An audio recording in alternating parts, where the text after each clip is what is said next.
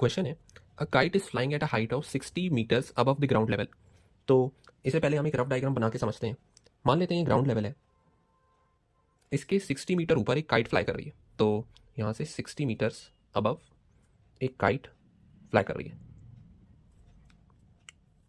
Ravi standing at the roof of a house is holding a string straight and observe the angle of elevation of kite is 30 degree.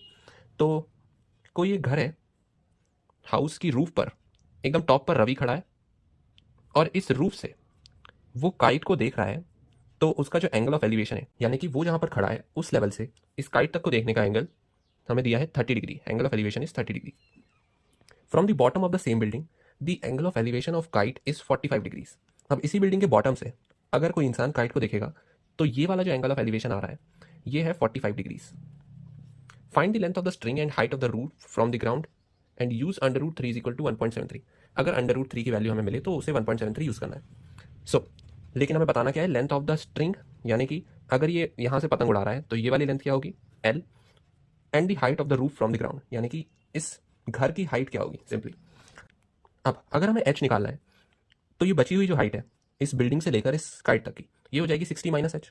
तो अगर ये वाला triangle हम observe करें तो इसमें जो परपेंडिकुलर है वो हो जाएगा 60 माइनस एच, हाइपोटेनिस हो जाएगी L, length of the string, और बेस वो होगा इस पॉइंट से जहां तक ये पतंग जा रही है उसकी दूरी। तो बेस हम मान लेते हैं कॉमन है, क्योंकि ये वाला ट्राइंगल और ये बड़ा वाला ट्राइंगल दोनों के लिए बेस बी मान लेते हैं, तो ये बी हो जाएगा। अब अगर मैं बड़े वाले ट्राइंगल की हेल्प से बेस निकाल लूँ और उस बेस को मैं इस ट्राइंगल में यूज़ करूँ, क्योंकि हमें 30 डिग्री एंगल ऑलरेडी गिवन है, तो हम दोनों की वैल्यूज निकाल सकते हैं, क्योंकि हमें ट्रिग्नोमेट्रिक फंक्शंस पता है।